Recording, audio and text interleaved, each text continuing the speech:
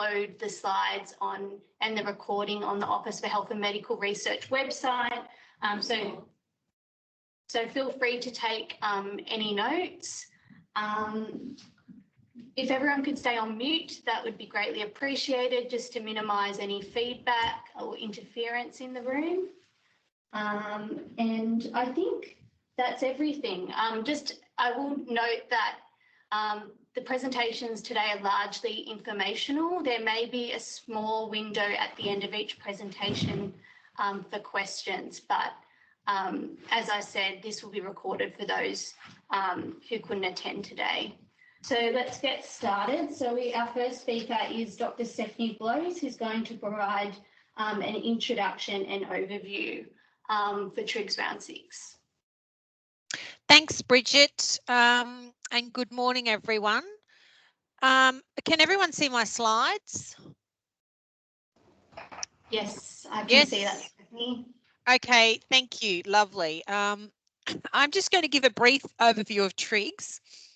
I'm not going to go in really great detail into what Triggs is and the intent of the scheme. I know we have all our Triggs coordinators in each host organisation who are very across Triggs, so they'll be able to help you out if you have any specific questions about the program.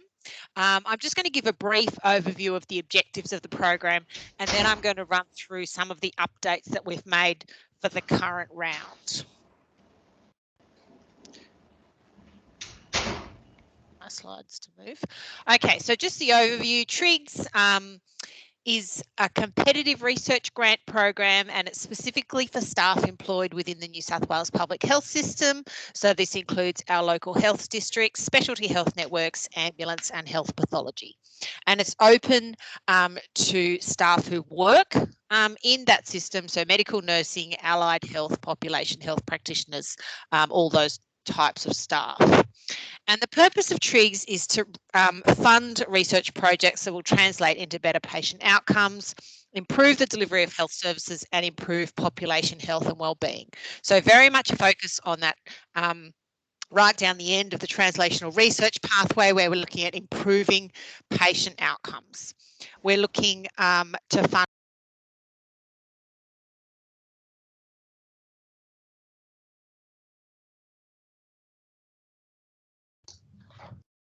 Stephanie, we just lost you.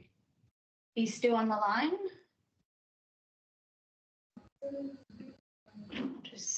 I'll just send Stephanie a text.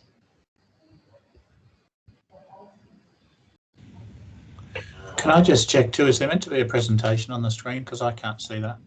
Yeah, there is. Let me just check what's happening with Stephanie. Can you hear me now? I can see. Yes, I can, Stephanie. Sorry, I think I got a message saying someone in the meeting muted me. Oh. So sorry, I don't know what happened there, but anyway, I'll just go back to my presentation, which I'll just find again. Can you still see my screen? We can see the presentation. Yep. Yes. Okay. Sorry about that. Okay. So these are just the purpose of Triggs. I'm not sure where you heard me to, but this hasn't changed. This is the purpose of Triggs. It's really about funding research projects that have potential to be translated into policy and practice. And again, just the study types. This hasn't changed for Triggs 6. We're looking to fund both translational research and research that can be translated, and this includes a variety of study types, including randomised controlled trials, pragmatic clinical trials, implementation science, health services research, population health research, and proof of concept studies.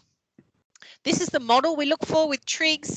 So it's a partnership model, and we're looking for those partnerships between the policy areas and our statewide agencies, research institutes such as universities and medical research institutes that have that expertise in methods, you know, health economics, whatever you need for your particular project, and then the service delivery aspects. And that's both at a local level and some of our statewide agencies that are concerned with service delivery, such as Ehealth.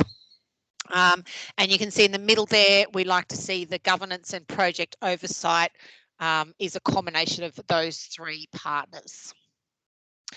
So I'm just going to run quickly through the updates that we've made for Triggs round 6. Some of these will be more relevant to applicants than others. Others are more for the Triggs coordinators to know about. But the big change we have made for Triggs round 6 is we've replaced our usual list of statewide priorities with a requirement to show a local consultation process. So many of you will remember that in past rounds we've had a list of fairly broad statewide research priorities, and last round this included alcohol and other drugs, Aboriginal health, pregnancy in the first 2,000 days, integrated care, and value-based care, and that was a sort of a tick the box exercise to show that your project fitted in with those different statewide priorities. What we found in previous rounds is that because they were fairly broad, most projects fitted in under a number of those categories in theory, but in practice didn't necessarily address the principles that we're looking at a statewide level. So what we're trying to move to with Triggs is more of a locally driven priority process. We're looking to make the research more useful at a local level, and hopefully thereby increase the implementation of positive findings at the end of the project.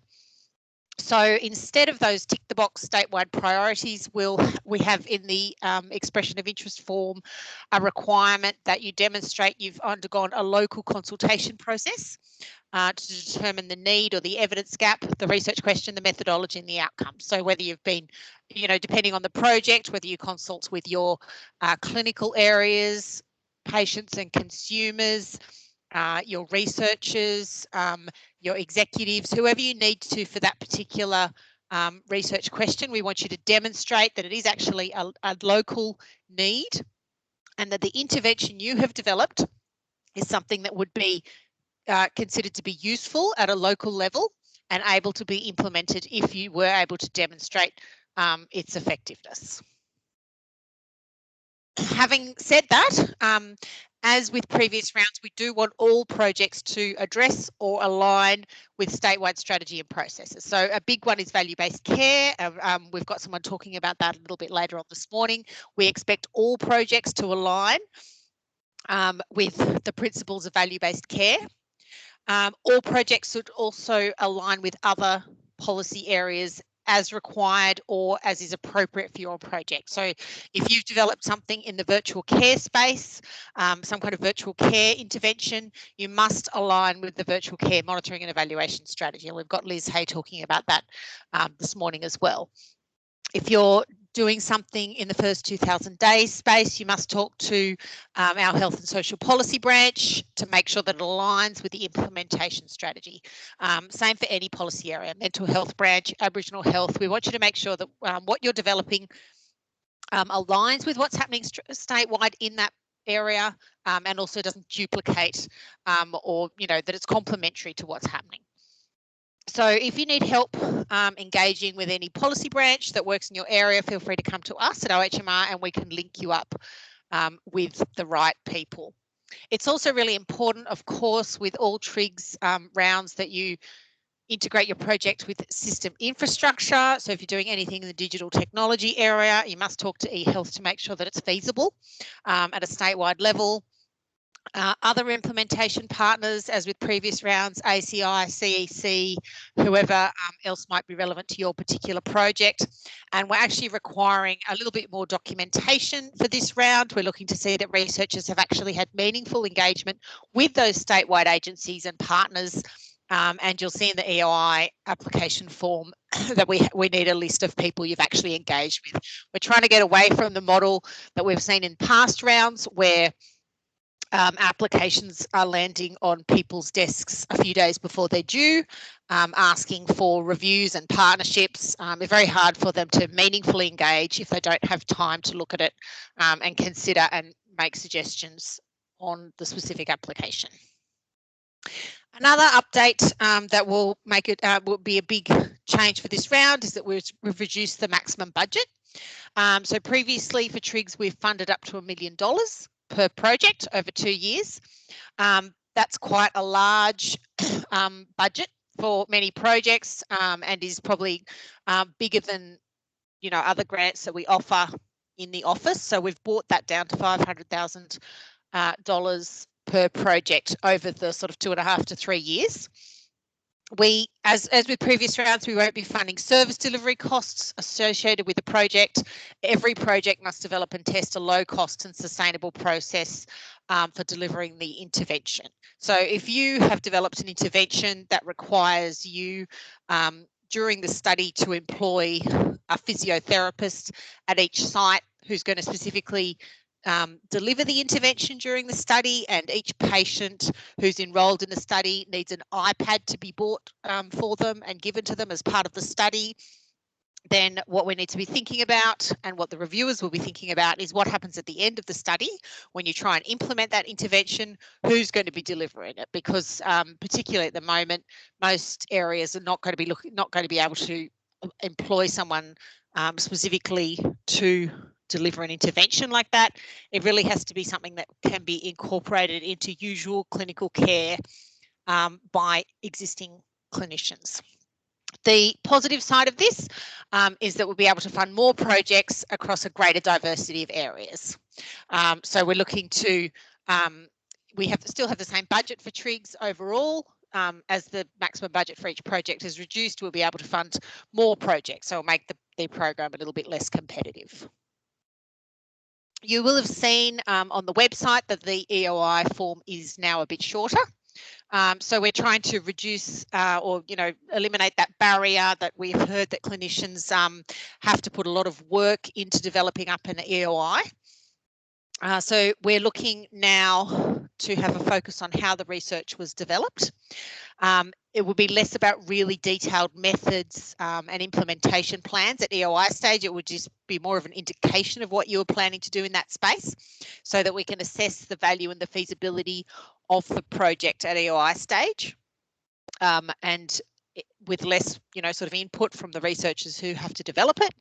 And then, as usual, it's a full application stage by invitation. And if you're invited to full application, that's the point at which you'll be able to develop up your project further and give us more information. And we'll give you feedback at EOI stage as well to help you do that. We always have had, for the past few rounds, we've had a cap on the number of EOIs that can be submitted by a host organisation, and that's 5. That cap will remain, but for this round we have introduced a 6th EOI, which can be submitted if it's focused on rural, remote or Aboriginal health. And this is to, again, increase the diversity of the research that we fund. So just to give you a definition of what that is, an EOI is considered to focus on Aboriginal health if it's either focused entirely on Aboriginal people, or it can also include a broader population but have a significant focus on Aboriginal people, where Aboriginal people will be a subgroup in the analysis. So not just Aboriginal people in the study, they have to actually be a focus of the study. And projects in this area will require Aboriginal Health and Medical Research Council ethics approval if they are funded, but not at EOI stage. Rural health, the 6th EOI is considered to focus on rural health if it's targeted to improving the health and wellbeing of people living in rural or remote areas, and at least one chief investigator for the project is from an organisation based in a rural area and works in a rural or remote location. So as you know, you are allowed to have 2 chief investigators for Triggs projects, but for it to be a rural health application, at least one has to be from a rural area.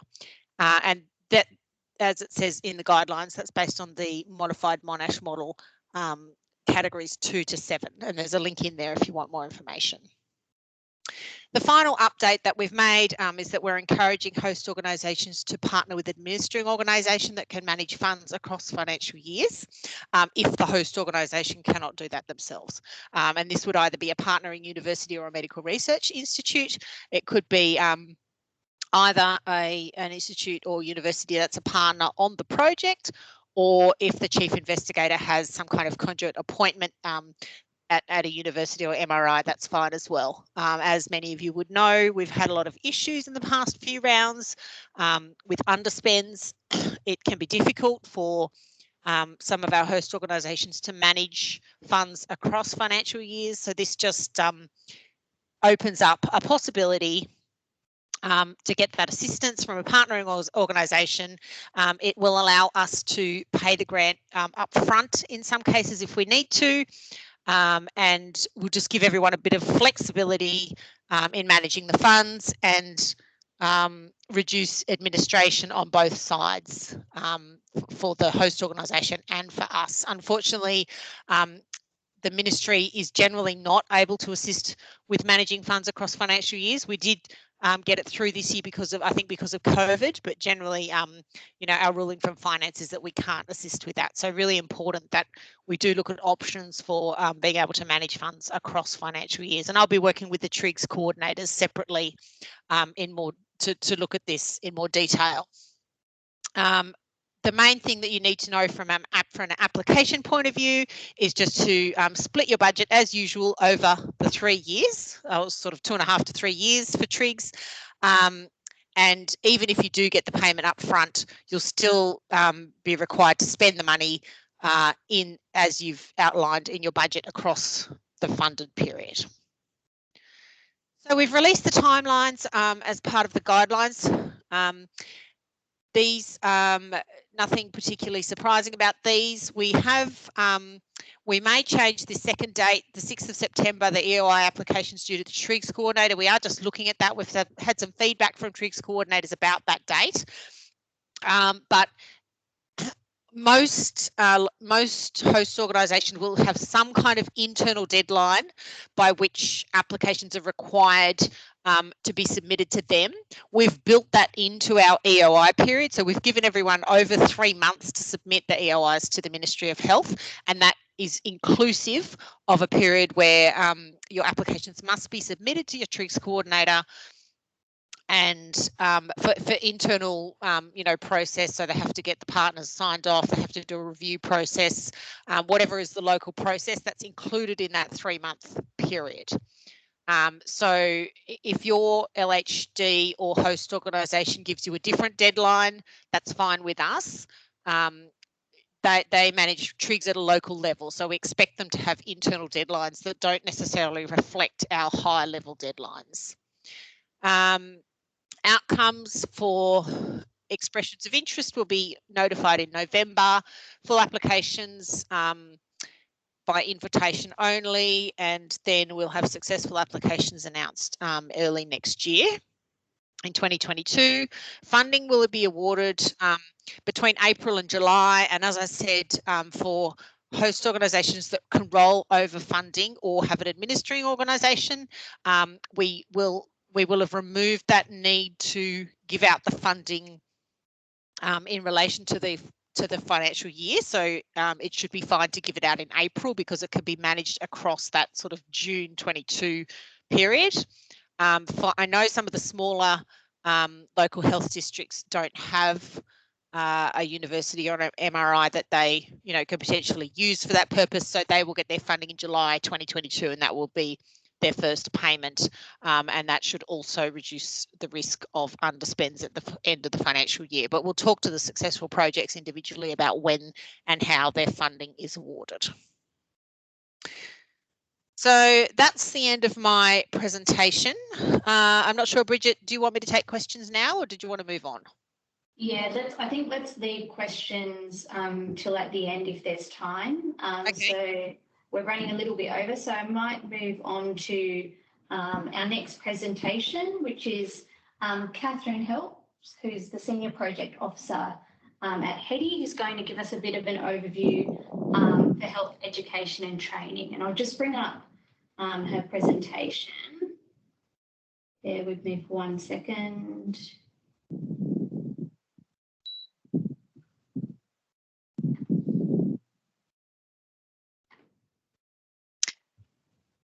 Thank you, Stephanie and Bridget.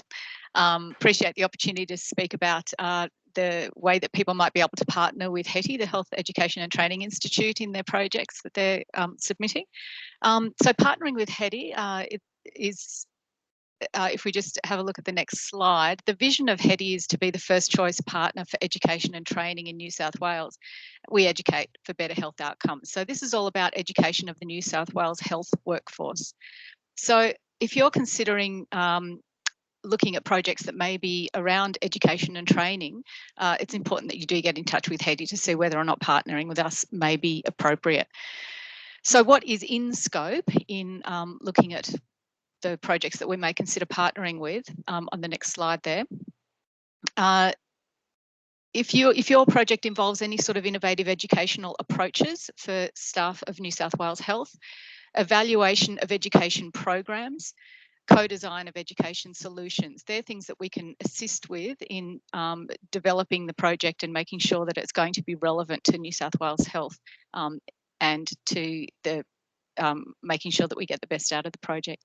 What's not in scope, if you're looking at partnering with HETI, is if you're doing research that does not have any educational component, or if your education that is in your project is targeted at either health consumers, undergraduate students, or staff outside of New South Wales Health, they're not also within our remit, so that they're not going to be appropriate to partner with us.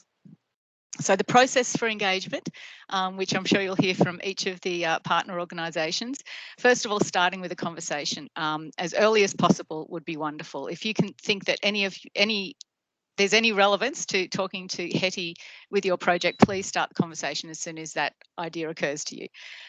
If you contact us at the research unit, then we can help you to find the right executive director of the portfolio that might be relevant to you. And then we can talk through, if you can let us know what your goals for the project are and how HETI may be able to be involved, play a role in that, then we can go from there. But starting that conversation really early will be the most helpful thing you can do. So what a partnership might look like with HETI.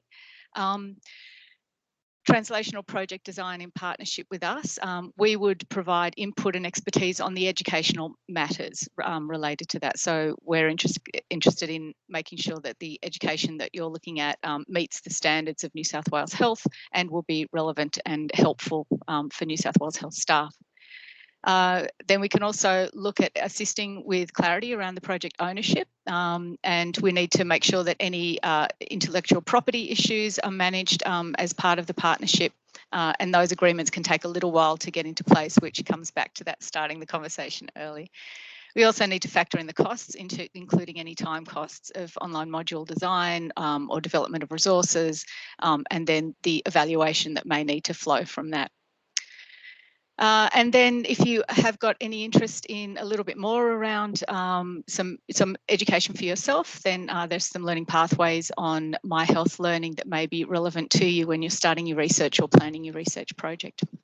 So everything that the other pillars are going to be saying will be relevant to HETI as well, but that's just a brief summary of how partnerships with the Health Education and Training Institute may look as you're going forward. Thank you. Great, thank you, Catherine, for that. I think because of time, we might keep moving on, but if there are any questions, please email through to the Triggs inbox, and we can get in touch with Catherine to check who would be the best person to speak to. So we'll move on to the next presentation, which is on value-based healthcare. We have Aci Clinical, who's the Principal Project and Policy Officer from the Strategic Reform and Planning Branch. So Aci, if you're online, you're able to present your screen. Hi, Bridget. Thanks very much. Give me a moment. I'll just... Do you have my slides there by any chance? I do. I can bring it up for you if that helps. That might be helpful. Thank you. No worries.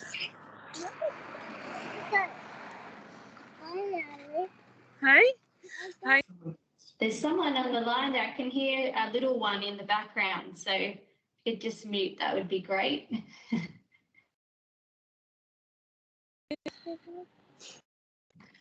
While you bring those up, Bridget, I'll just start. Hi, everyone. My name's Aci Clinical. As Bridget said, I am a Principal Project and Policy Officer in the Strategy and System Priorities Unit at the Ministry of Health. Our unit's really responsible for the strategic direction of value-based healthcare. Next slide. Thanks, Bridget. So I've got a couple of slides today. It's not dissimilar to what you've probably seen over the last couple of years with regard to value-based healthcare. So I'll go through that a little bit, but also what we want to focus on today is just how value-based healthcare is embedded in the Triggs round 6 this year. So value-based healthcare, as we know, everyone in health are really facing these similar challenges: rising healthcare costs, our ageing population, our increasing chronic conditions and complexity. And there's really this need to do things differently, particularly with the challenges of the past year with COVID-19. So that's really strengthened our ambition to focus on outcomes over output. Next slide. Thanks, Bridget. So the New South Wales Health Vision is a sustainable health system that delivers outcomes that matter to patients and the community, is personalised, invests in wellness, and is digitally enabled. And underpinning this is really value-based healthcare. So what do we mean by value-based healthcare in New South Wales? You can see there that's our framework, which is accessible via the New South Wales Health website. What we want to highlight now is this ongoing movement from outputs to outcomes, and we're looking at the 4 essentials of value there: the health outcomes that matter to patients, experiences of receiving care and providing care, and effectiveness and efficiency of care. So we're going to focus on that quite a bit in the Triggs, but I'll mention that in a minute.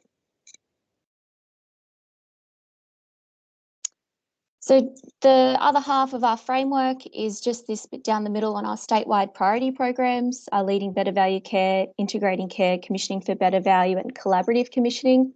Now, these 4 programs do have quite a robust measurement and evaluation methodology already.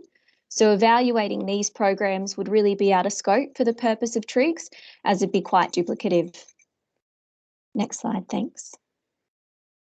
So this is kind of more the focus of the presentation today. So in the Triggs guidelines for round 6, value-based healthcare is really embedded. So all applications will be encouraged to demonstrate how their projects lead to improvements across those 4 essentials of value.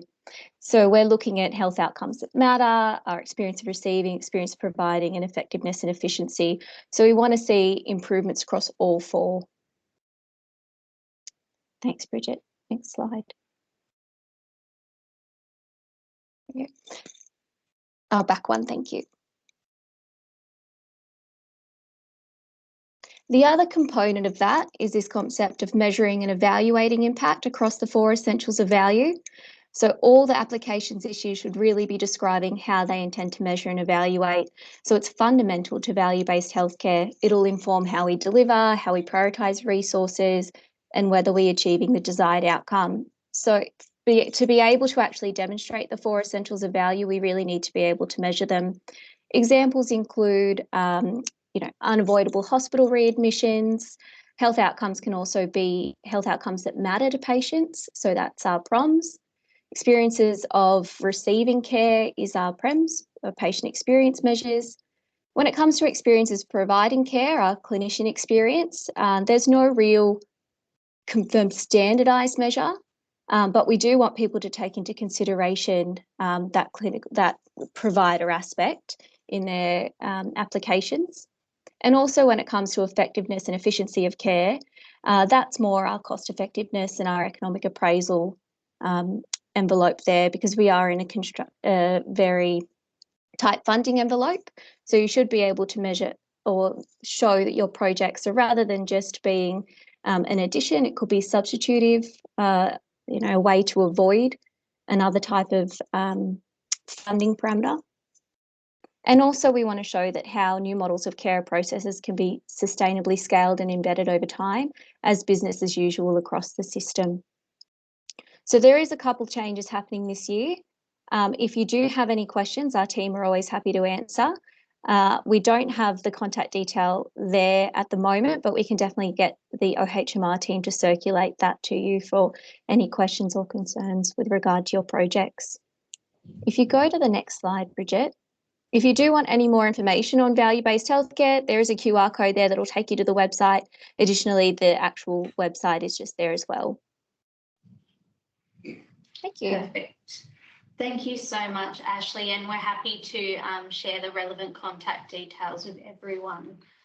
So I think we'll just move on to the next presentation. Actually, we do have a couple of minutes for any questions. Did anyone have any questions on the line for Ashley?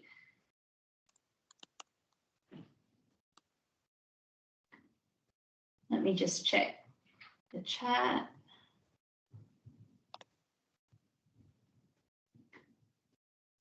For those online, we are recording this session. We've had a few questions around that, and we will put that on the OHMR website.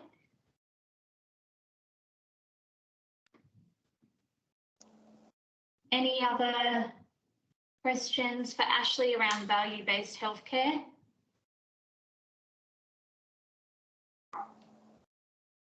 Okay, I might take that as a no for now. No hands up. So thanks, Ashley, for that. If we do have any other questions, please email the Triggs inbox and then I can get you onto Ashley or the relevant contact there. Sounds great. Thank you. Thank you. All right. So next up we have Liz Hay, who is the Director for Strategic Reform and Planning. She's going to be presenting on virtual care, and I'll just bring her presentation up. Hi everyone, thank you. I hope you can hear me. I'm not going to turn my video on because I'm very lucky to have sound at the moment, so I figure it's more important to hear me than see me. Can you hear me? Yes, we can hear you. Oh, fantastic. Okay, I'll just wait for my slides to come up. Yeah, I'll just bring them up. Won't be a moment. So hi everyone, I'm Liz Hay. I'm actually the Director of Economics and Analytics in the Strategic Reform and Planning branch, and I oversee the evaluation and monitoring and the economics function and analytics for value-based healthcare. And today, so following on nicely from what Ash has just presented on, I'm also leading the evaluation around virtual care, which has been an interesting piece of work. I was also an assessor last year on both a component of the TRG, the Triggs grants and the COVID grants, and particularly around those that were put in for virtual care. So next slide, please. So Ash has just covered this off. Just really to emphasise that all of our evaluations now are really being undertaken by looking at those 4 dimensions of value. So the health outcomes that matter to patients. So that's both the clinical outcomes and the patient-reported outcome measures, the experiences of receiving care, the experiences of providing care, and I'll talk about that in a minute because we've just stood up the first ever system-wide clinician experience survey for virtual care, and the effectiveness and efficiency of care. Next slide.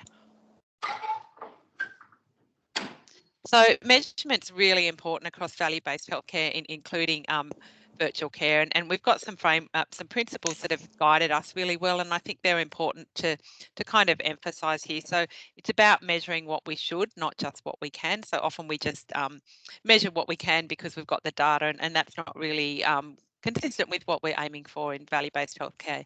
Collecting data once, using it for multiple purposes, joining up that data, filling the gaps along the way, and having one set of aligned and consistent measures, and making the data accessible and usable. And I think, as many of you researchers online will find, the ministry is slowly moving towards making data more accessible. Next slide, please.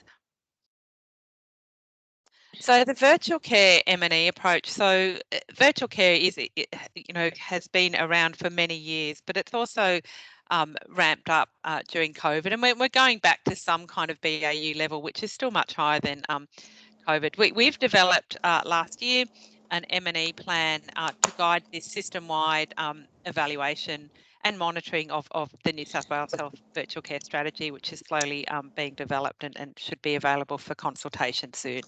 So given that the M&E plan is really a living document, and the key elements of the plan are around the program logic, the key evaluation questions, and the measures and data sources. Importantly, though, it builds on the expertise of New South Wales health entities. So the BHI, for example, the patient experience approach. Next slide. One of the things, though, that and this is our program logic, so I just thought I'd put this up for our virtual care monitoring and evaluation. So it really highlights the outcomes that we as a system are looking for, and I guess all the causal links to get to those outcomes, and adopts that value-based healthcare approach. One of the things that people are, next slide please, really, and the secretary down, we really need are looking for some common ways to measure.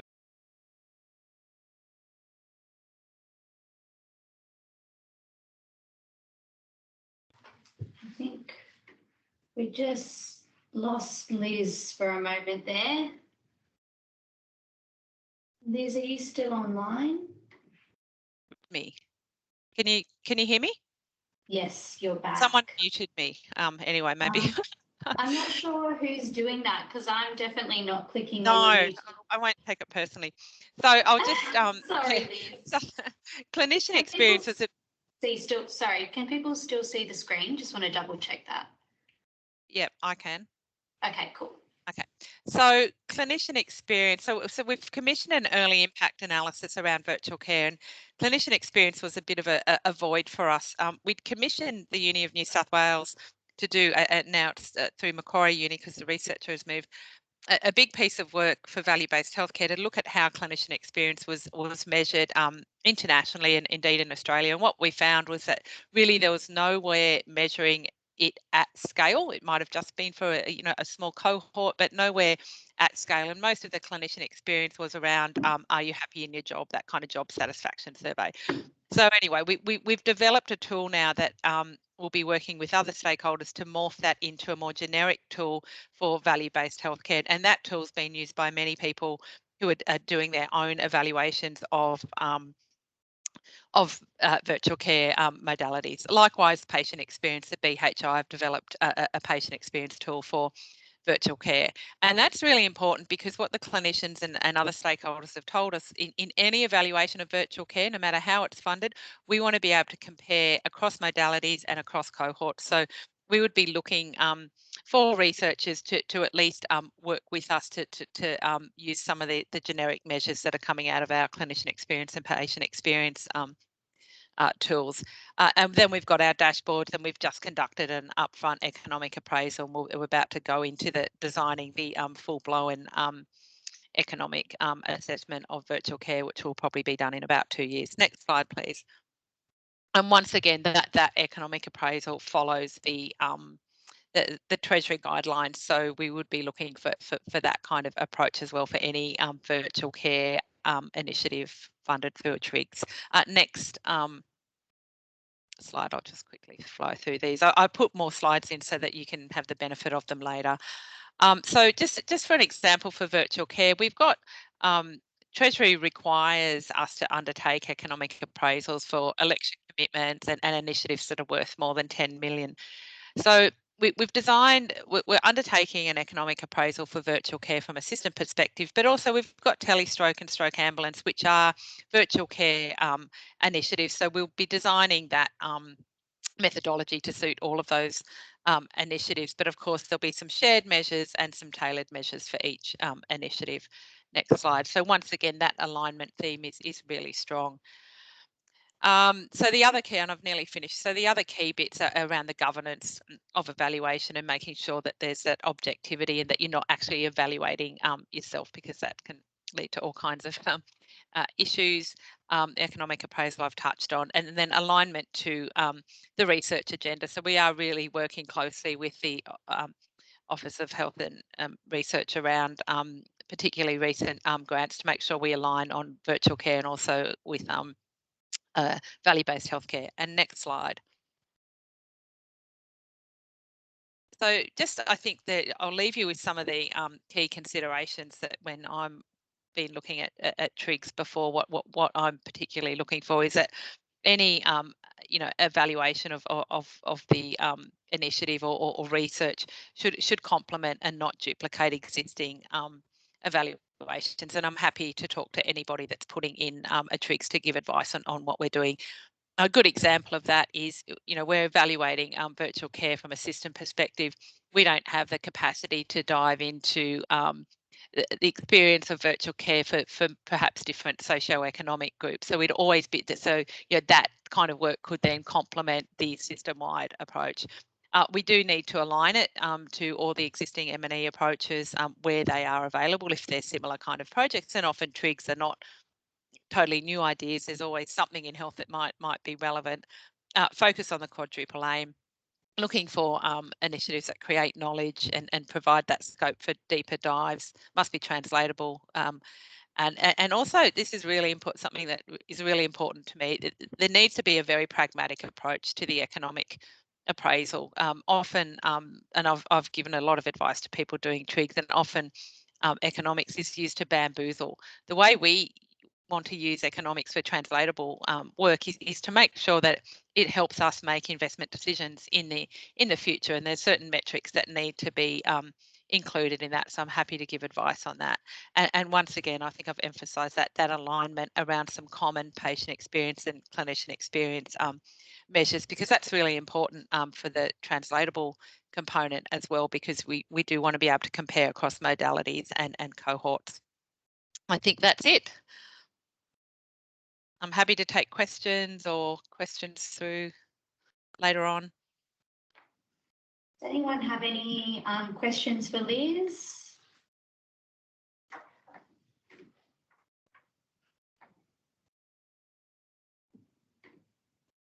Doesn't look like it. Doesn't look like it. Let me just double check the chat.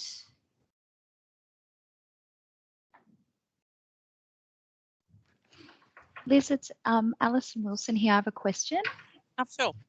Hi, I just wondered, I'm having a look at the presentation. Thank you, fabulous presentation. I just had a question around generic measures, just to make sure, is there a list of generic measures that you or the Leading Better Value Care has, that we can just sort of make sure that when we do put our submission, it aligns with existing generic measures? Yes, I'm happy to give you some advice offline around that. So Right. with Clinician Experience, there are kind of 5 domains that Yep. were measured. So, the clinician perspective for patient experience, for example, the kind of working with colleagues, like a whole rate. There were 5 different dimensions. So happy to give you advice on that, and also patient experience. So we've been working with the BHI, who really lead this work, to make sure that when we talk about overall patient experience, we're all measuring that the same way. Right. And the generic prems, and there are many prems that the BHI have, so it really depends on what you're looking for, but we'd be looking for some of those high level ones that will allow the overall kind of aggregate ones that will allow that kind of broader comparison. Yep, great, thank you so much.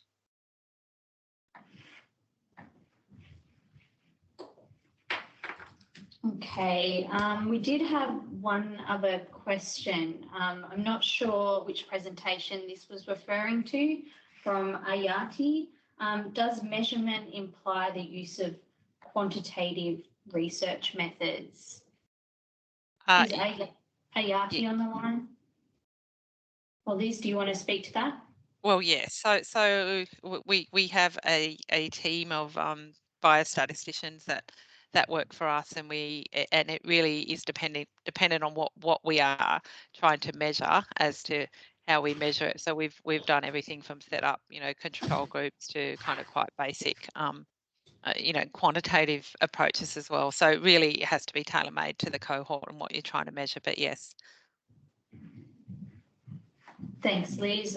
Christopher White from Southeastern Sydney Local Health District. Did you have a question? Yes, Liz, great presentation. Just a quick query about the data environment for any virtual health that is approved. Does that mean we need to link up or inquire with Ehealth about where that data is going to be stored, or can we store that independent of any inquiry with the Ehealth? In other words, is every virtual care submission a requirement to talk to Ehealth? That's probably better for the Office of Health and Medical Research to answer, but I'll tell you 2 things. So one is we've set up our registry of outcomes, value and experience for our Leading Better Value Care plus a few other cohorts, which joins up all of our administrative, patient-reported outcomes and clinical sets. So we would be more than happy with all the right ethics and everything to make that available to researchers.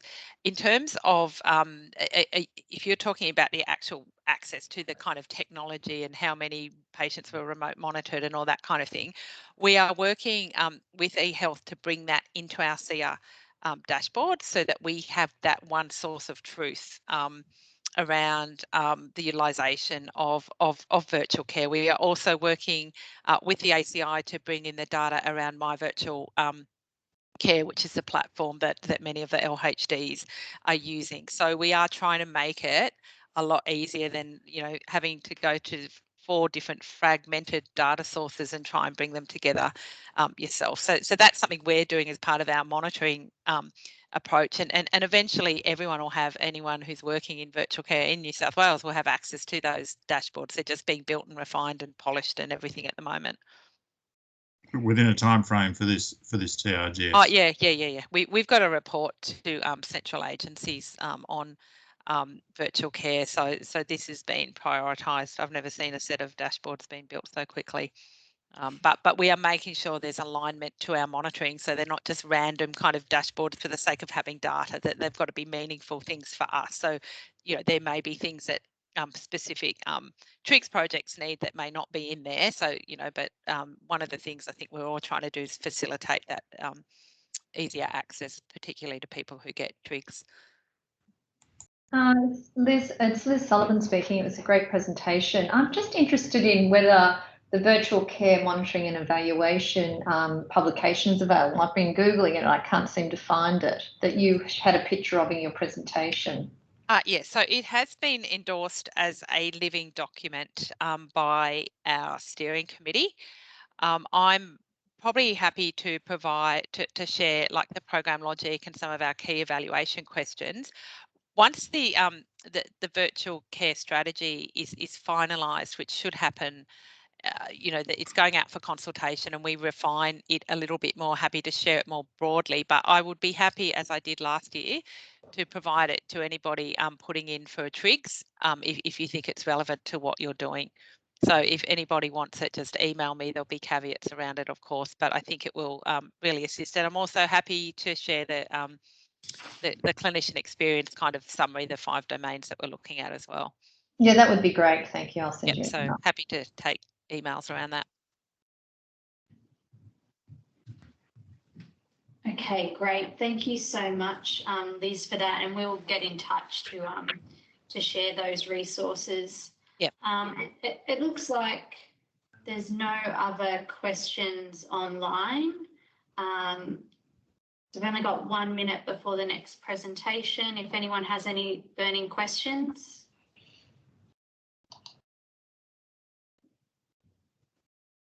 Okay, I think we'll move on. So okay, thanks everyone. Good luck. Bye. Thanks, Liz. Bye. So now we have Megan Campbell, who's a medical advisor at the Centre for Aboriginal Health, to talk about how you can engage with the Centre for Aboriginal Health and align your proposals appropriately.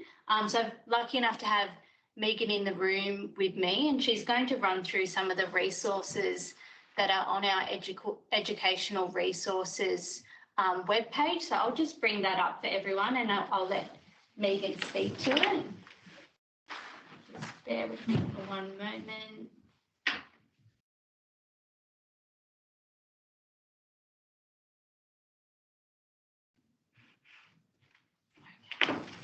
Thanks very much, Bridget. Thanks very much for having me, everyone. It's nice to be here. Just like to acknowledge that we're all, wherever we are, all dialing in or here in the room, we are on Aboriginal land, and for us here it's the Cammeraygal people's land, and I'd just like to pay my respects to elders past, present and emerging across all the lands that we're participating in today. So over the last few years, we've been doing quite a bit of work with OHMR with the overall goal of building the quality and quantity of Aboriginal health research in New South Wales. So not just specific projects that are focused exclusively on Aboriginal people, but also, making sure that broader population health research projects, where appropriate, have a specific focus on Aboriginal people. So I thought, as part of that work, we've developed some resources that are available on the OHMR website that you can see here. So in the Designing Your Research Study section, under Research Engagement with Aboriginal and Torres Strait Islander Communities. So rather than using a PowerPoint presentation, I thought this time we'd just try talking you through some of these documents so that you can be a bit familiar with how to find them, some of the content that's in them, and then encourage you all to get quite familiar with the documents after this session if you're not already. And please do feel comfortable reaching out to the Centre for Aboriginal Health with any questions that you've got, or if we can provide support to you as you develop and implement your projects. So the first one of these I'm going to show you is actually the last on the list, and that's the Aboriginal Health Impact Statement.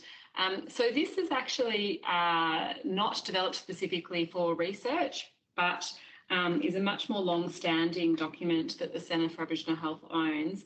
And I hope a lot of people will be familiar with it because there's a New South Wales Health Policy Directive requiring an Aboriginal Health Impact Statement to be done for all new or major revisions to policies, programs, projects, anything really, and that would include research projects.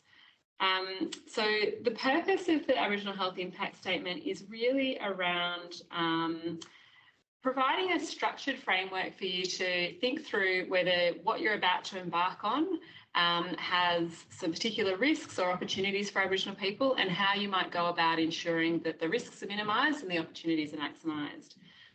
So there's quite a bit of this front section, but there's three key components that it goes through, and it sort of guides you through it with a series of questions for each of those components. And then at the end, there's a template that you can complete to respond to those three components. So the first one is looking at the health context for Aboriginal people for whatever topic is under study.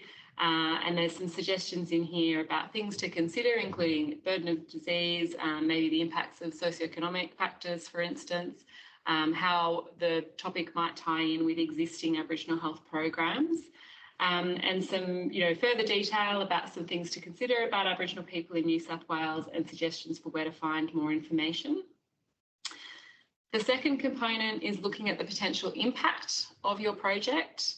So in particular, I guess what we're looking at here is whether there's likely to be a differential impact for Aboriginal people. If it's positive for Aboriginal people, then we would assume it's going to improve the health inequities that exist in New South Wales and be a good thing. We just want to make sure that the initiatives that are being undertaken are not going to worsen health inequities. And then the third component is really focused on engaging and consulting with Aboriginal people and organisations. So thinking about, and it sort of steps you through this in a fairly guided way, what people and organisations might be appropriate to reach out to early on in your project, and how you might set up your project with appropriate Aboriginal health governance. So if you're not familiar with the impact statement, you're very welcome to reach out for support, and you can do that via the Centre for Aboriginal Health. We often do that. We've got a couple of people who provide that role, but Aboriginal health units in your local health districts as well are very familiar with this, the purpose, how to go about it. And of course, if you're developing a project that's got some relevance or potential impact for Aboriginal people, then I'm sure you'll be reaching out to your Aboriginal health units anyway.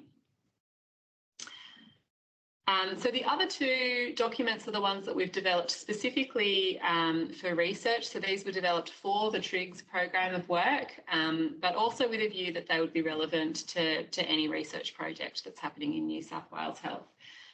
They cover the same principles. They've got really a similar purpose, covering the same elements, but we wanted to produce a quick guide, so something that's really easy for people to engage with. It doesn't take too much time.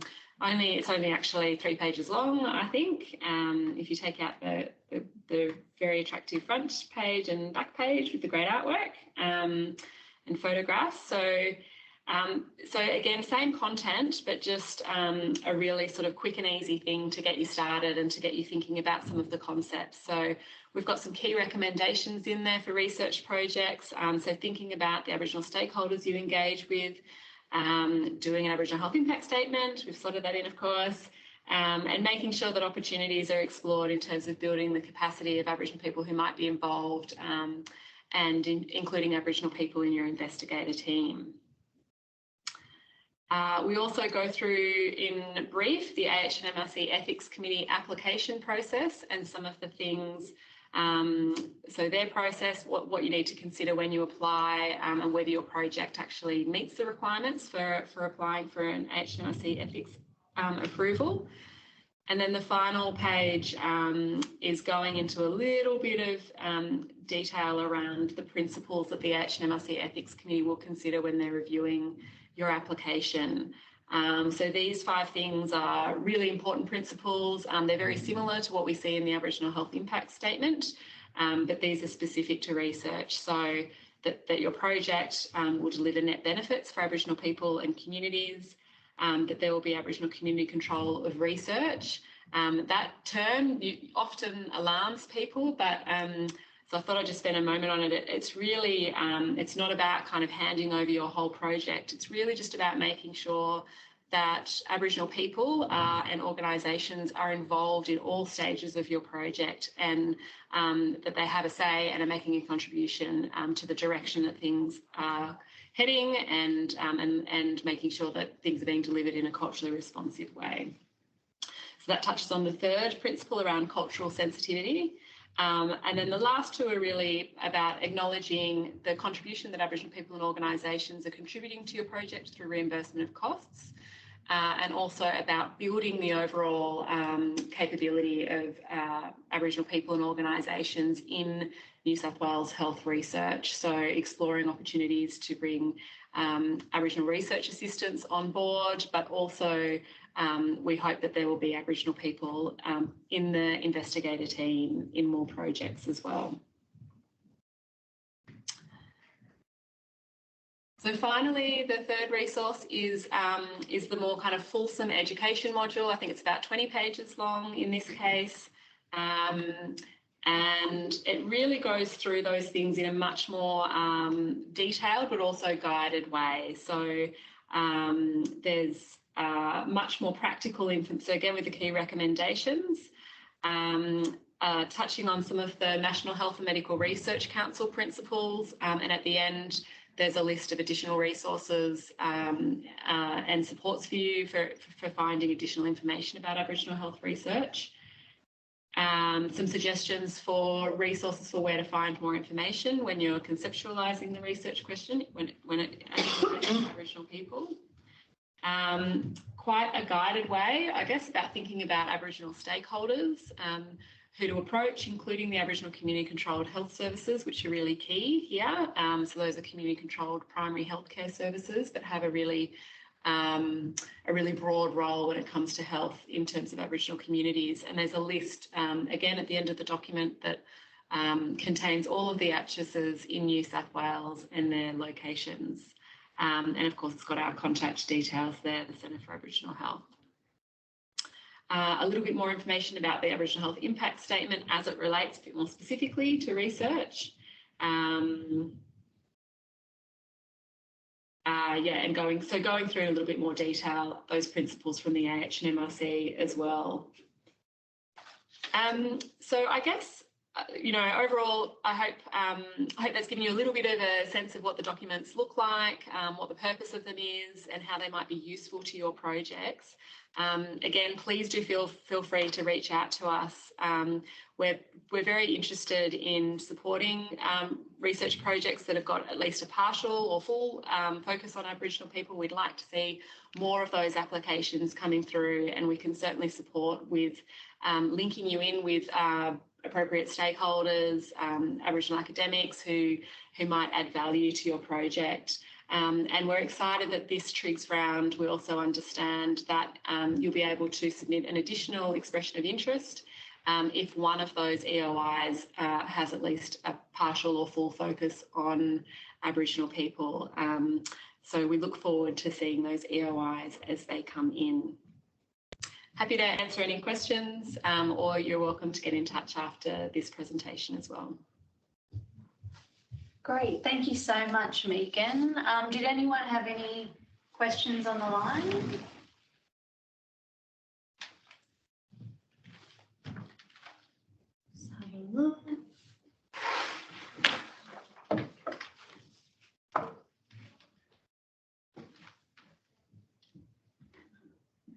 We have a comment from Alison Wilson, a nice one. I had a fabulous experience working with the AH and MRC. So pragmatic, culturally safe, practical, and a great team to work with. Thanks, Alison, for that. And I completely agree with you. And there's some really great resources. So please do take a look at that. And I'll just take a very quick question from, is it Sony or Sonny? Feel free to talk now.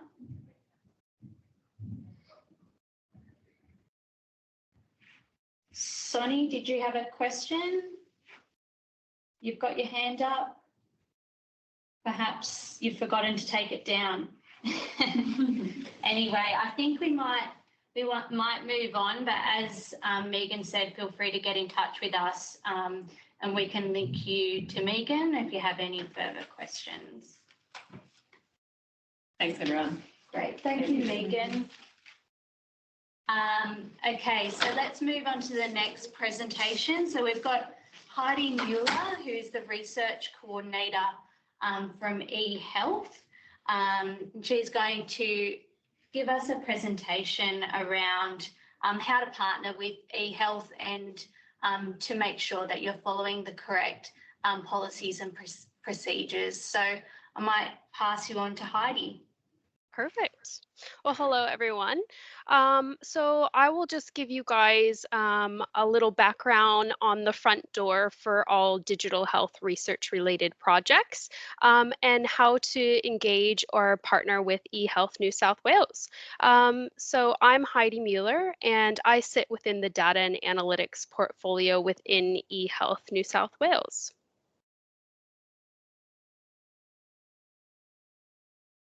So the vision for Ehealth New South Wales is a digitally enabled and integrated health system delivering patient-centered health experiences and quality health outcomes. So for all of our research-related projects, we do strategically align all of our projects to different priorities. So the eHealth strategy for New South Wales Health 2016 to 2026, as well as our premier and state priorities, are very key to endorsing and supporting digital health research related projects. So I encourage you to take a look at these strategies and priorities to make sure that they are aligned if you do plan to ask for assistance or endorsement of your Triggs application. These are just a quick snapshot of the focus areas and examples. So innovation, data and analytics, our infrastructure or security, core clinical systems, and also, virtual care. There's multiple areas, and all of these areas are outlined with appropriate links to the documents on our public-facing website. The other key strategic developments in Ehealth New South Wales are outlined here. So some of these have, expanded or been developed more fully coming out of COVID, especially shared care and virtual care. That can be telehealth as well. data and analytics with machine learning and AI. So looking at how accessible our data is and adding those algorithms over the top of our data so that we can learn from it. One other area that we do have a lot of requests is around our clinical governance or our human-centered design. So that's really looking at the benefits of how we're improving the workflow of our clinicians using our system and how that's benefiting our patients, in real time. So if that's looking at the usability of our systems, if clinicians are able to make better decisions faster. So, that's a real area that we've looked to expand, and adding that component into your research projects. So it's just something to think about. I think it's overlooked a lot of the time. So just making sure that you're looking at these particular areas as well, that it does fall under digital health related research projects. I might just go back a second. Intraoperability, if your project's integrated into the system, that's kind of the point where you might think to engage eHealth versus not.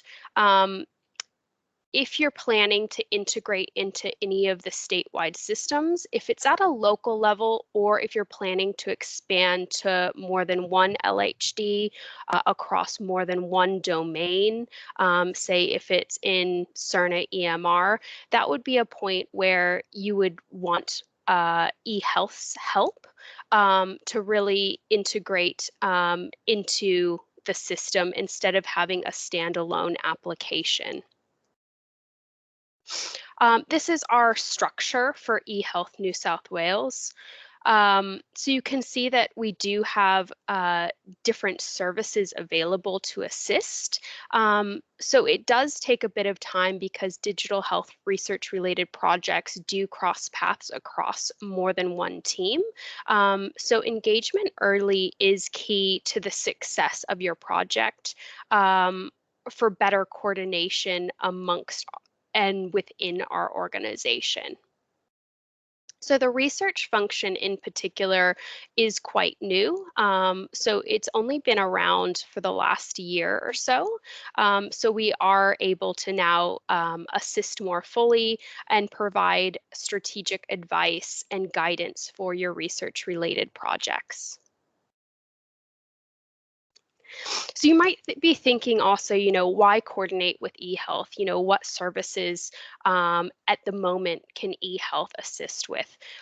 This is a little bit more detail on some of the breakdown of the services or assistance that eHealth can provide, the PCEF process. So at the moment, we've established a research-related PCEF Lite, if you'd like, for a privacy, security, and assurance framework, a pathway for research-related projects. So it's just an expedited pathway for research-related projects at a reduced cost to build into your budget. Also, expertise and guidance that when you want to roll out your project statewide, you might want to have endorsement or add eHealth as a research and implementation partner. We also provide enterprise architecture review for different technology and software tools. And then also data is oftentimes a request. We can assist with data extractions across multiple LHDs if you do have the appropriate ethics and governance in place, depending on which data assets those are. This is a quick snapshot of the pathway to engage. So we do have a public-facing research request form. We do have a rapid consultation process within the research function. We do check if it is strategically aligned, and then we collaborate with our pillar organizations to also check if there's scope for them to be involved or if there is strategic alignment with or amongst ourselves. And then it goes on for endorsement and approval to brief up for sign off and provide a letter of support. So we do have very specific key partners. This is just a snapshot of some of them and our focus areas that we're looking for. In more detail, this is our external research review process in order to gain approval of your project.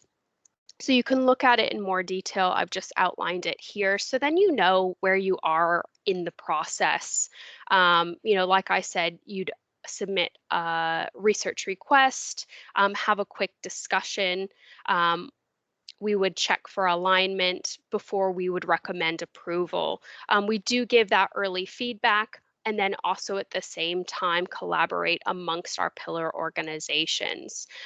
So engagement, I would recommend getting in contact at least a month prior to your deadline, because the briefing and letter of support and approval process does take 2 weeks internally within our organization. This is where you can submit a request on our public-facing website. Go to the Contact Us page, research requests, and at the bottom here, there's a Submit a Request button. Click that. And it'll bring up a research request form. I'll just point out that there are all the links for the helpful information for all digital research requests or research projects that you can find. The email address to get in contact with the research function. So check that out. All the documents are linked there. But if you get stuck, just email me directly. Here's the research request form. This is what it will look like to get in contact. Just complete as many details you know, that you can. If you don't know the answers, just put NA into the form just to get it to me as soon as possible. And then I can help you and discuss your research project. Also, just email your protocol or your draft grant application, as much as you have completed at that moment, so that we can review it and really get a scope before we have a quick meeting to discuss your project. And that helps us just speed up the process. And also circulate it within the organization to the correct teams that might have scope over your project to assist you. And then if there's time, I can answer any questions. But here are my contact details if you need to get in contact. Thank you so much, Heidi. That's a really great process that you've got there. I think we're running a little over time, so if Heidi's around at the end, we'll see how we go for timing. Otherwise, please contact Heidi directly or our Triggs inbox. So next we have Henry Coe, who is the Research Manager at the Agency for Clinical Innovation, and I'll hand over to Henry now.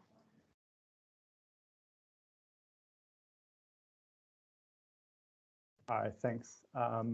Shall I upload my slides or? Whatever's easiest for you, Henry. I can bring them up if you prefer. Yep, that'll be great. Thank you. No worries.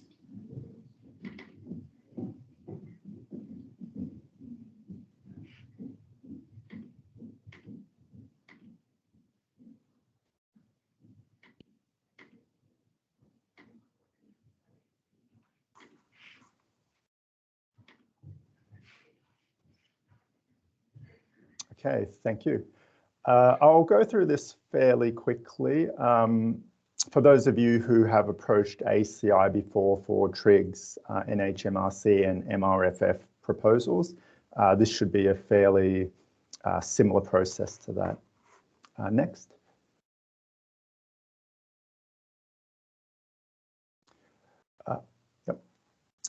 So many of you will note that ACI's vision is to create the future of healthcare and healthier futures for the people of New South Wales.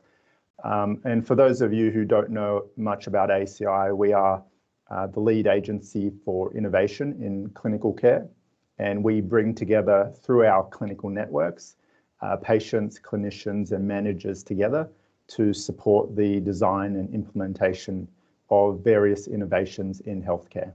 Next. In terms of our core functions, we consist of 8 clinical streams, and within each of those clinical streams, altogether we have over 40 clinical networks, institutes and task forces, reaching thousands of clinicians, managers and consumers across New South Wales. And our core functions at the ACI are to develop and implement clinical guidelines and models of care, facilitate patient engagement and co-design, develop clinical evidence and also mobilise that evidence for implementation, facilitate clinical innovation and research. We also have a clinical redesign school which leads our redesign efforts. We also have an implementation team at ACI which helps various people and teams across New South Wales Health in terms of implementation projects. And finally, we have evaluation and capability development teams here, which can help your clinical teams work on various evaluation projects. Next. So I won't go over these, I guess, because much of what our complex system challenges are align with what our previous speakers have said. We're looking at integrating care, shared decision-making and co-design. We're, of course, working and contributing to better value care and reducing low value care, and also working on improving Aboriginal health and also culturally diverse community health. Of course, a core part of what we do is creating and implementing new models of care, reducing overdiagnosis and overtreatment in frail and older people, also implementing novel diagnostic and therapeutic technologies in clinical care, and finally also helping to embed analytical tools to support clinical decisions and reflective practice, which includes techniques such as audit and feedback. Next. We have around 5 strategic directions, and these can be found on the website, the ACI website, in our ACI strategic plan. And broadly speaking, these are engaging patients, clinicians and managers. The second one is responding with evidence to system challenges. The third one is fostering a learning healthcare system. The fourth direction is supporting creativity and innovation. And the fifth direction is investing in our people and developing collective leadership. And there are sub-directions under each of those, and all these are listed in our strategic plan. Next. So for those of you who want to approach ACI, hopefully many of you will know already about our ACI Clinical Networks, and they're contained under the 2 main ACI streams called PRISM, which is Preserving and Restoring Interventions in Surgery and Medicine, and Catalyst, which is Care Across the Life Cycle in Society.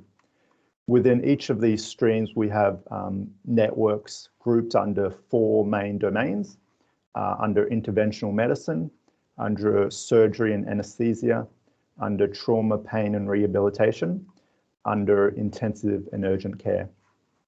In the Catalyst stream, we have a number of clinical networks which fall under acute, aged and end of life, child and family care, chronic and long-term care, and integrated care in Aboriginal health.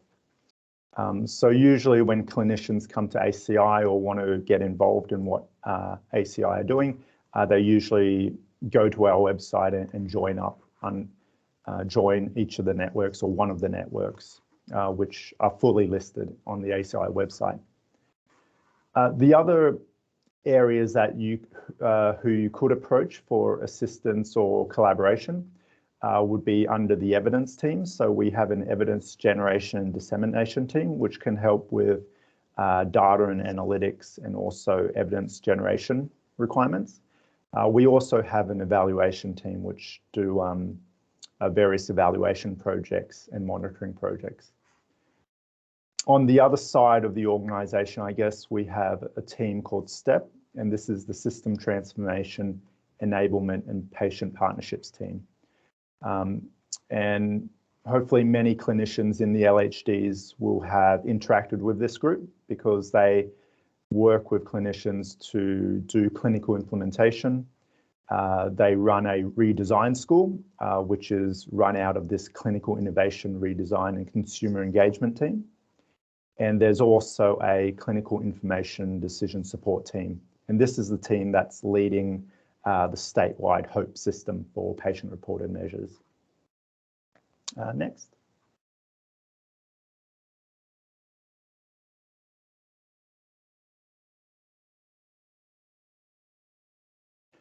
And for reference, this is just a list of all the clinical networks in ACI.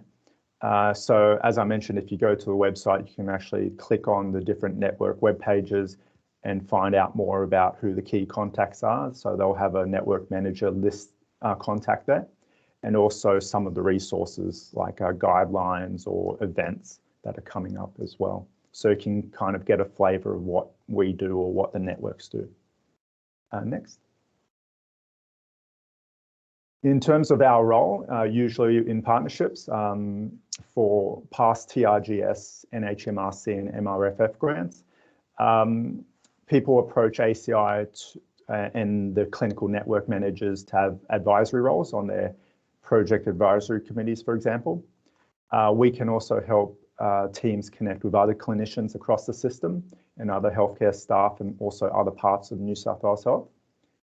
We can assist with developing project materials like your research protocol or educational materials or redesign materials. We can provide advice around accessing or analysing data and also provide advice and help around implementation dissemination plans. And due to the various networks and expertise in ACI, we can also offer other contributions depending on the network teams. Next. And I think this is my final slide. So for more information about the ACI networks, task forces and institutes, go to our ACI website, network website. And if you have any general inquiries or you can't identify a specific clinical area or network to approach, please contact me and I can help you find the relevant person to get in contact with. And I think as Heidi and others have mentioned before, please approach us as soon as possible and I can help coordinate proposals within ACI and also work with the other agency research managers if you have a multi-agency proposal. Next. Perfect. Thank you so much, Henry, for your time. And I think we're sort of running out of time at the moment, so we might take questions via email for that one. And Henry's details are in the slides, and I will share everyone's contact details after this session today. So our final speaker today is Yvette Buono from the Clinical Excellence Commission. She's a senior manager, and I'll now hand over to Yvette to talk about partnering with the Clinical Excellence Commission. Thanks, Yvette. Thanks, Bridget. Thanks. Hi, everyone. Welcome. Just checking that you can see my slides. Are they coming up okay? All good here. All good. Excellent. So I'm just going to talk about partnering with the Clinical Excellence Commission. So firstly, who we are and what we do. So we're a pillar organisation within New South Wales Health, and our focus is on patient safety. So we create and support systems to monitor, manage and prevent avoidable patient harm.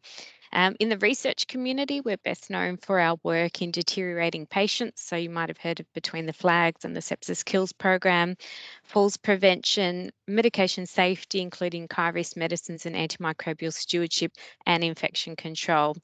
Some people have also associated with the CC through using our two key data systems, QIDS and QAS, and they provide clinicians and managers with access to safety data, their own safety data, and a platform for audits and improvement work.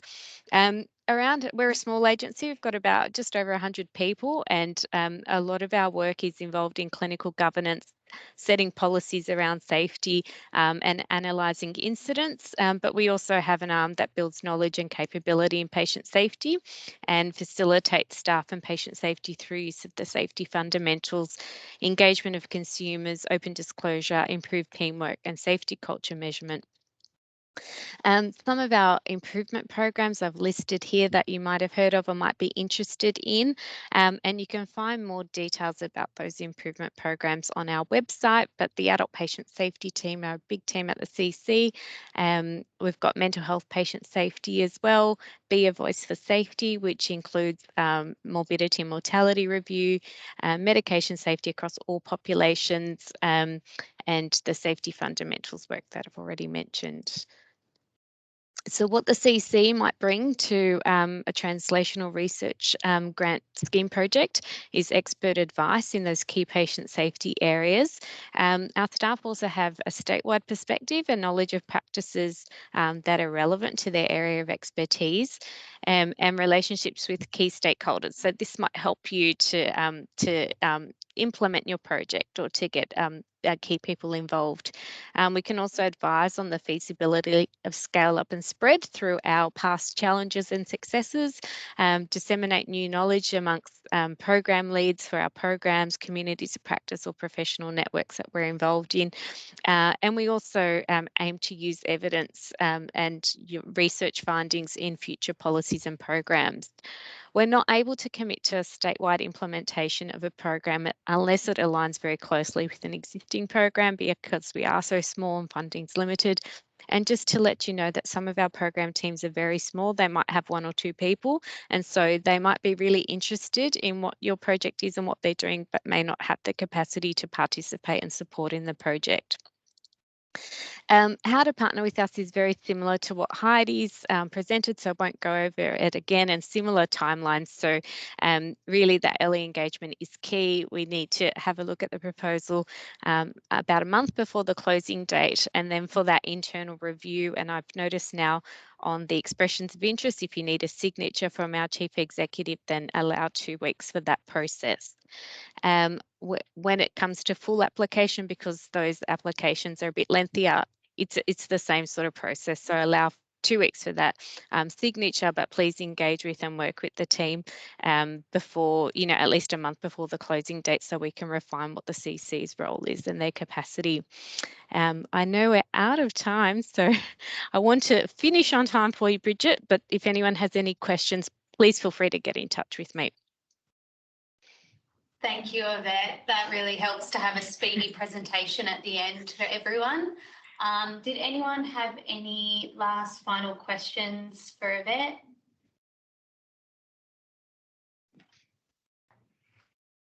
I'll take that as a no. Thanks, Yvette, for your time. I'll be sharing contact details, as I said, after today's session, as well